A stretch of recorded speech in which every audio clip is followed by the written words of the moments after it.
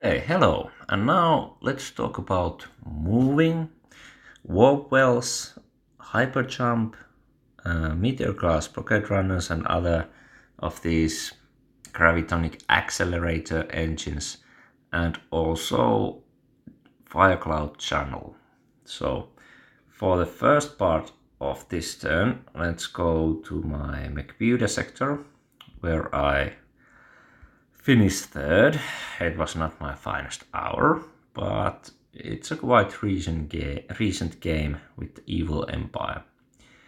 And let's use the time machine and go to turn 68. Now,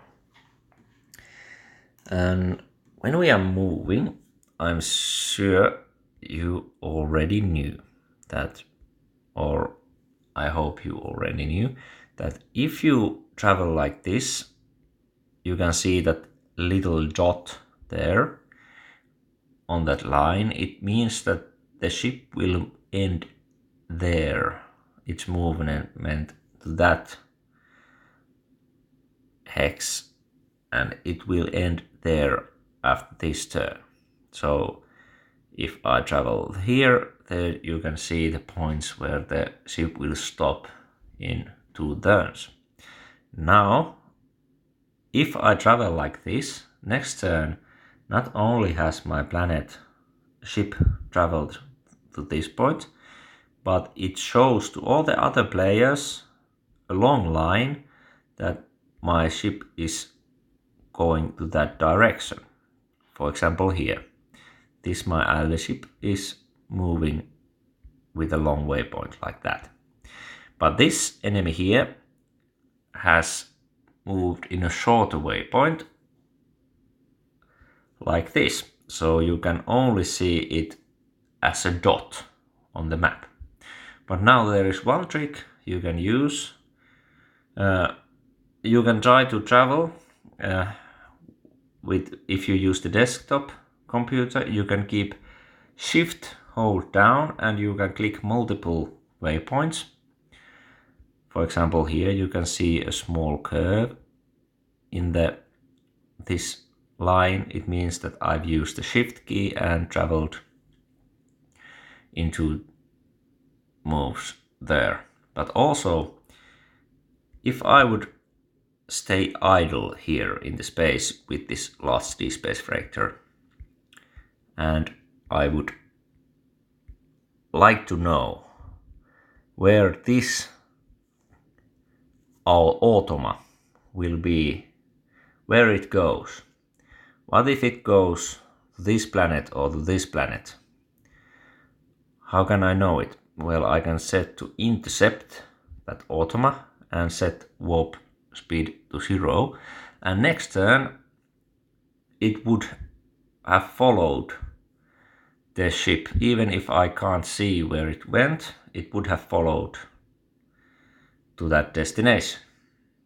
So there was a couple of pointers about how to conceal your movements or show your movements or use the shift key to do multiple waypoints, or how to use these idle ships as radars by using the intercept mission and warp 0. Then about the warp wells. If you look at every planet, there is this area called the warp wells or warp well, and in that area, if you move to that area,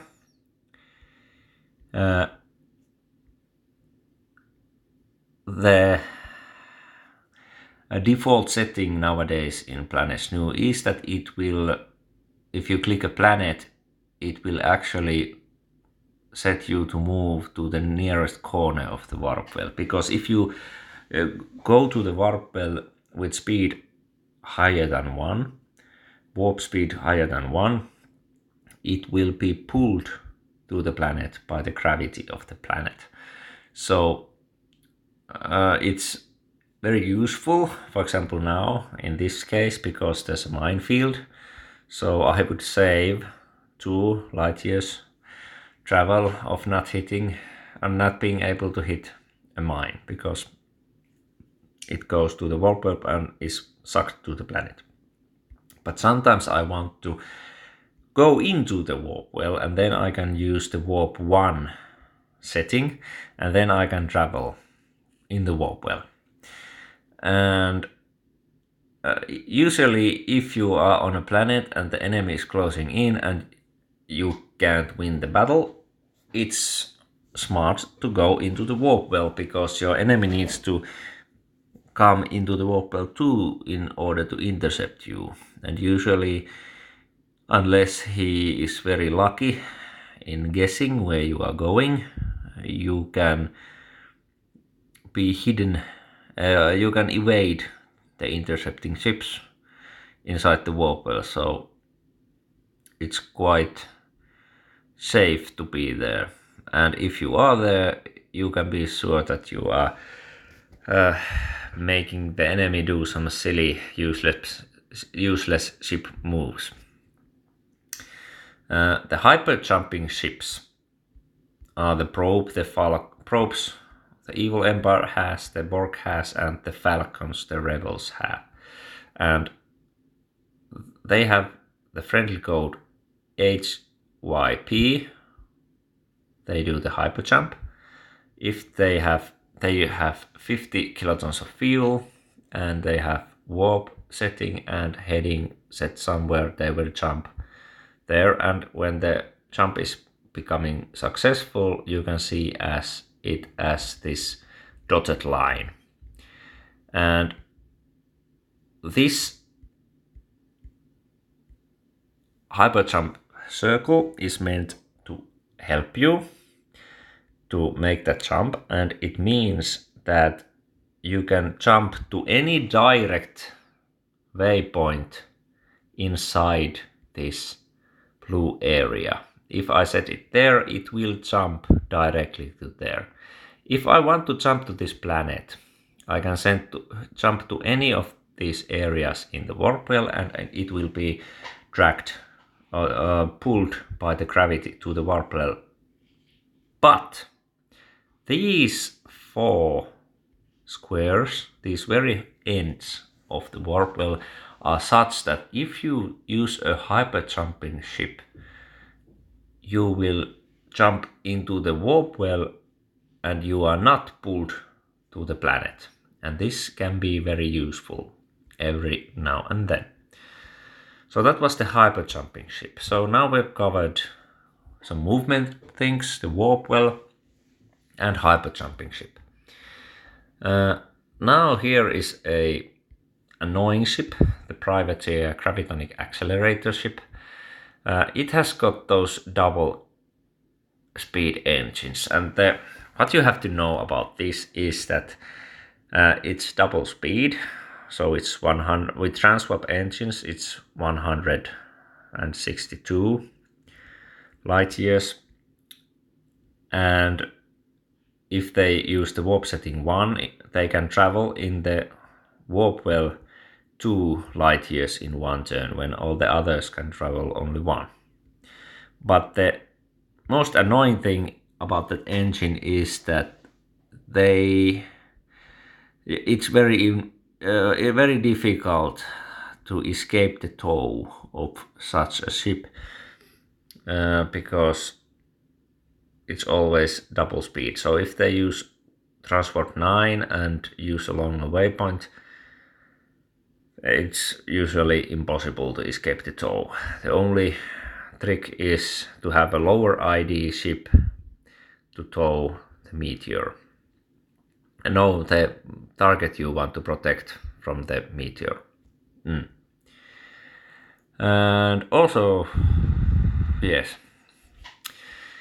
And then those were the other things. And now let's go to the chunnel. The chunnel, many players deem the Firecloud as the most important and useful ship in the whole game.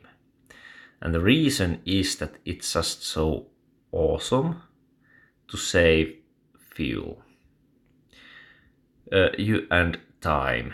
You can just and travel very, very long distances in one turn. And it works in the way that you have to have at least 2 Fireclouds, and you must have again fuel in both of them. It costs 50. Let's go to turn 54 of this my game. It costs 50 kilotons to travel, and what it does is that it opens a wormhole kind of gateway to travel all the ships you have in one turn over no matter how long distance. So here you can see the way I used this Fireclouds in my board game, which I won, and I used a very cost efficient way of managing my channels, because the channels are done in ID order and you can chain them and you can jump from one and to another, and you can use a lot of time to calculate and to do the logistics. You can spend awfully lot of time to spend to those Firecloud channeling plans. But I use this very simple method.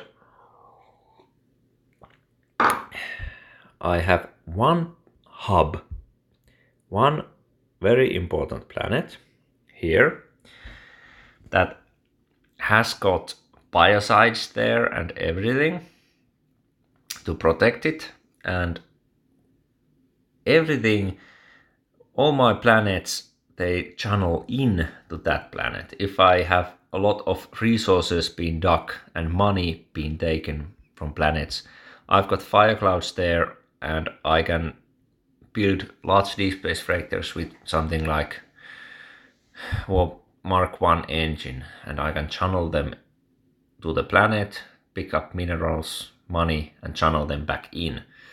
And it's quite risk-free, because if they come in, if there's some enemy cloakers or something who try to sneak in, they are destroyed by the biocides. And in the warp well, just one click, 1 light year away, there are the outside going Fireclouds. And when I move everything via this hub, I can then, for example, here you can see this one Firecloud is sending supplies, resources to my ally on the other side of the map. And then this is one of the Borg's most used tactics. You can send the Firecloud in the void and go around the map. And here I'm sending some attack fleet behind this enemy. And they will surprise the enemy by moving in from here. Here I've already done that, and I have some multiple ships attacking. Multiple ships attacking them from behind. So that is the fearsome, magnificent Firecloud. You need to have 3 Fireclouds to keep one line open to both ends, because you need to leave one behind, one travels to the next, and from the next one travels back. So you will always have one Firecloud in both ends. But there's the special movement things. Moving stuff, warp stuff, hyper jumping stuff. Then those gravitonic accelerator engines and Firecloud.